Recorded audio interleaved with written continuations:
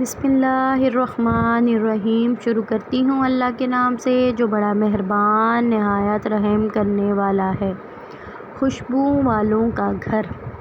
حضرت ابو ہریرہ رضی اللہ تعالیٰ عنہ روایت کرتے ہیں کہ ایک شخص رسول اللہ صلی اللہ علیہ وآلہ وسلم کی خدمت اقدس میں آیا اور عرض کیا کہ یا رسول اللہ صلی اللہ علیہ وآلہ وسلم، میں نے اپنی بیٹی کو نکاح کر دیا ہے اور اسے اس کے خاوند کے پاس بھیجنا چاہتا ہوں، میرے پاس کوئی خوشبو نہیں۔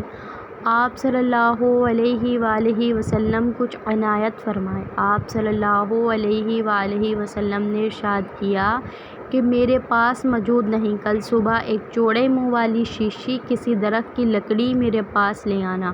دوسرے روز وہ شخص شیشی اور لکڑی لے کر حاضر خدمت ہوا۔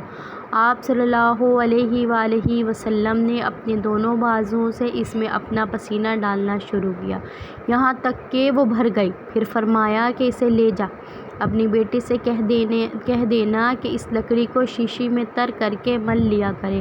پس جب وہ آپ صلی اللہ علیہ وآلہ وسلم کے پسینے مبارک کو لگاتی، تمام اہل مدینہ کو اس کی خوشبو پہنچتی، یہاں تک کہ ان کے گھر کا نام بھی خوشبو والوں کا گھر ہو گیا۔ سبحان اللہ، سبحان